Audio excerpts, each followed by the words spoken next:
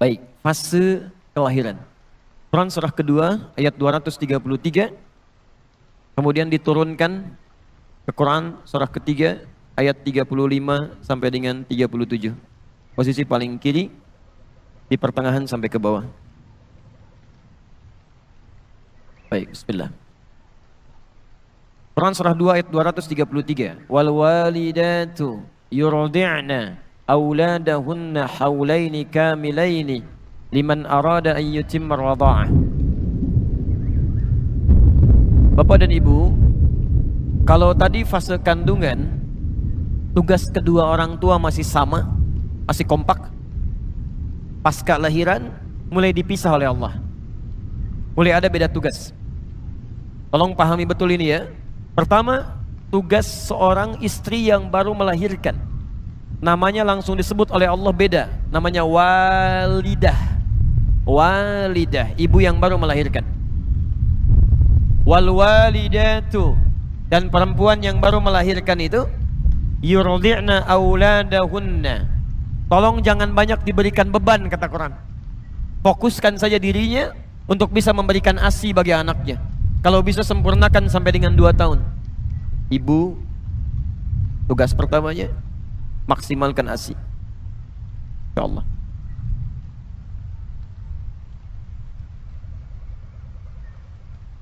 Masya Allah. Anak lahirnya bersih, suci, maka makanan pertamanya pun Allah inginkan makanan yang paling suci, yang langsung mengalir dari ibundanya, ASI. Ini sudah tidak perlu banyak saya terangkan, banyak buku, banyak bahasan bagaimana keutamaan ASI bagi seorang anak yang baru dilahirkan sampai usia 2 tahun. Ya, jadi ini sudah ada dalilnya, orang barat banyak mempraktekkan, dan saya baru dapat kabar sebelum ke Jawa Timur bahwa di Amerika begitu bayi dilahirkan itu wajib harus diberikan ASI dulu.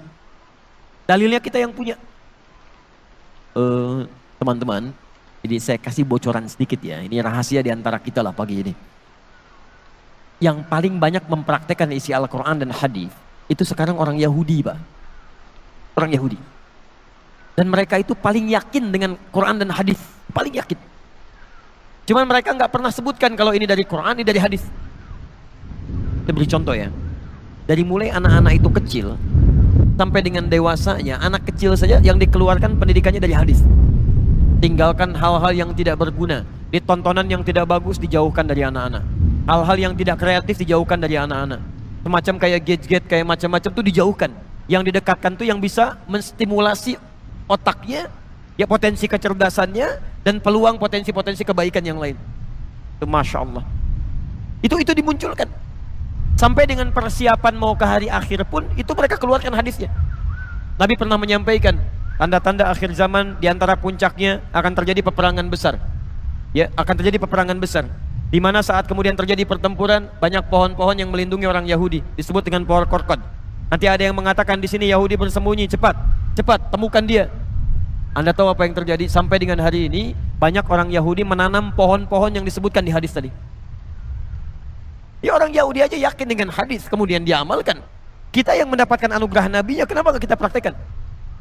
Ini poinnya. Maka pertama kata Al-Quran, jika sudah kemudian bayi dilahirkan, maka maksimalkan untuk memberikan ASI. Dan hebatnya, ini yang paling penting. Mohon izin ya, kalau ini mungkin bahasanya kurang menyenangkan, tapi ini yang disebutkan Quran. Wa 'alal mauludi lahu rizquhunna wa kiswatuhunna. Sedangkan bagi ayah yang baru mendapatkan karunia anak ini,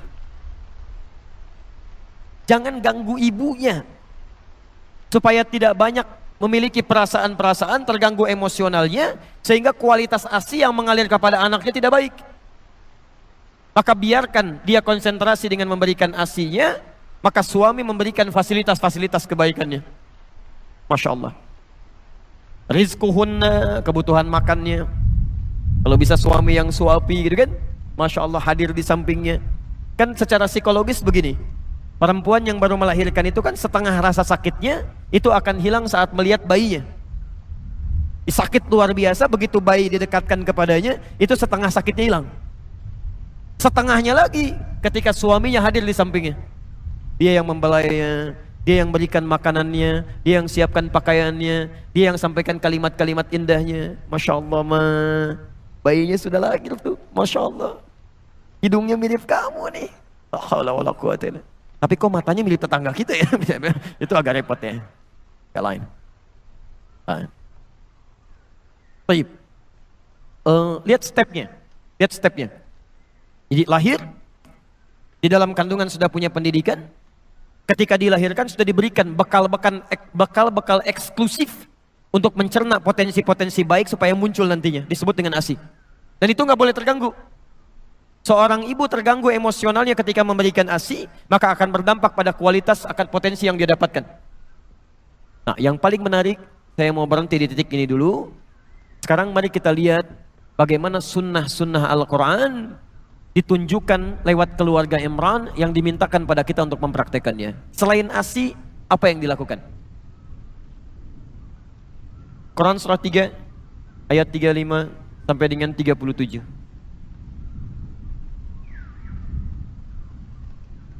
Barangkali kebanyakan anak-anak kita ada di fase ini nantinya. Baik. Ayat 35 itu yang tadi sudah saya ulas. Idh qalat imra'atu Imrana Rabbi inni nadhartu laka ma fi batni muharrara fataqabbal minni innaka sami'ud du'a. Ya Allah, saya bernazar anak yang saya kandung ini menjadi anak yang soleh dekat denganmu ya Allah. Saya mohon jadikan dia anak yang dekat denganmu. Jadi mohon izin Bapak dan Ibu sekalian, sekali lagi setiap anak yang dikandung mohonkan kepada Allah.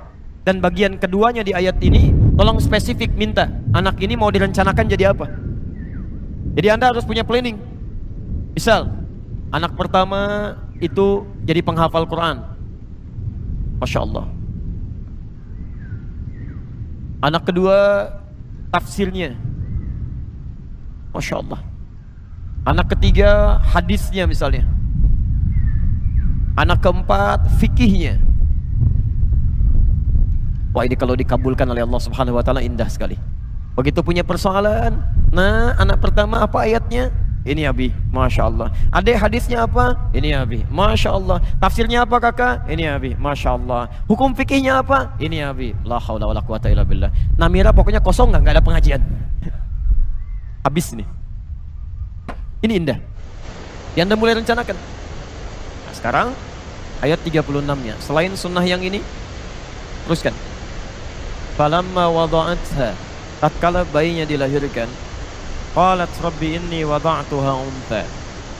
Kemudian orang tua mulai berdoa lagi kepada Allah Subhanahu wa taala setelah menerima tentang kelahiran ini, baik laki-laki atau perempuan.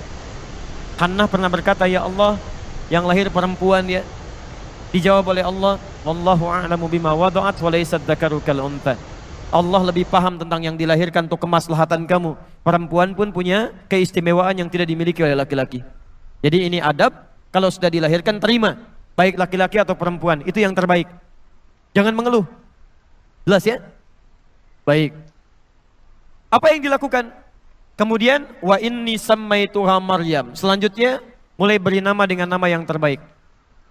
Cari nama-nama yang baik. Awas, hati-hati.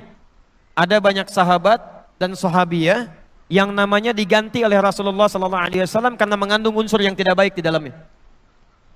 Abu Hurairah namanya Abdurrahman, asalnya Abdus Syams. Ketika datang masuk Islam langsung diganti namanya oleh Nabi. Jangan Abdus Syams, ganti jadi Abdurrahman. Baik. Ada perempuan namanya Su'ah, si jelek, diganti oleh Nabi, enti Jamilah, ganti jadi Jamilah. Dicari nama-nama yang terbaik di situ. Ya. Dan hati-hati, jangan sampai ada nama anak-anak misalnya, bahkan ketika diberikan nama tanpa disadari, itu nama-nama yang tidak disukai oleh Allah Subhanahu wa taala. Misal nama-nama setan, ya. Hati-hati.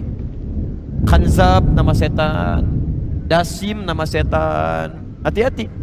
Kemudian Misud nama setan, Walhan nama setan. Atau saya sebutkan dulu barangkali ada yang mirip-mirip langsung ganti ya, begitu pulang. Awas, hati-hati ya, nama-nama yang tidak baik cepat tinggalkan. Berikan nama yang terbaik di sini. Dan ini yang paling penting. Ingat, nama itu bagian dari doa bagi yang bersangkutan. Jangan bercanda dengan nama, kasihan. Saya lihat KTP beberapa orang Indonesia pernah menerima di media sosial, itu Masya Allah. Ada yang namanya karena bapaknya senang lawakan, anaknya dinamakan Warkop DKI gitu kan. Ada yang dinamakan dengan tokoh-tokoh yang kontroversial.